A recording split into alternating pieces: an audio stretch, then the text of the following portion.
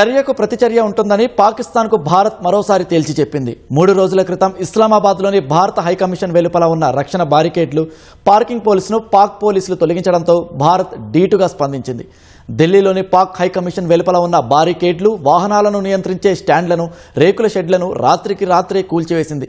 పాక్ విషయంలో భారత్ కుక్క కాటుకు చెప్పు దెబ్బ తరహాలో వ్యవహరిస్తోందని సామాజిక మాధ్యమాల్లో పలువురు నెటిజన్లు కామెంట్లు పెడుతున్నారు.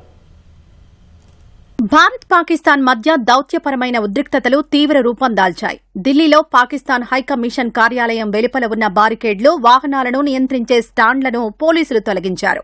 3 రోజుల క్రితం ఇస్లామాబాద్లోని భారత హైకమిషన్ వెలుపల ఉన్న రక్షణ బారికేడ్లు, పార్కింగ్ పోల్స్ ను పాక్ పోలీసులు తొలగించారు.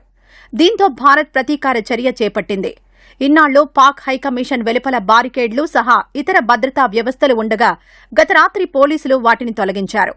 వీసా సెక్షన్ సమీపంలో రద్దీ నియంత్రణ కోసం ఏర్పాటు చేసిన నిర్మాణాలను జేసీబీ సాయంతో పూర్తిగా కూల్చివేశారు.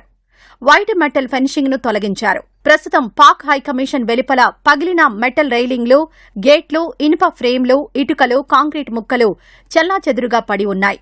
పాక్ హైకమిషన్ ప్రధాన ద్వారం, జాతీయ చిహ్నం ఉన్న ఇనుప గేట్లు మాత్రం అలాగే ఉన్నాయి.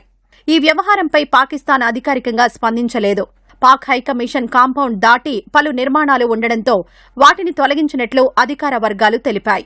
పహల్గాం ఉగ్రదాడి తర్వాత చోటు చేసుకున్న పరిణామాలతో ఇరు దేశాల మధ్య ఉద్రిక్తతలు పెరిగాయి. అప్పట్నుంచి పాక్ విషయంలో భారత్ కుక్క కాటుకు చెప్పుదెబ్బ తరహాలో వ్యవహరిస్తోంది. దాయాది దేశంతో ఉన్న సింధు నదీ జలాల ఒప్పందాన్ని కూడా రద్దు చేసింది.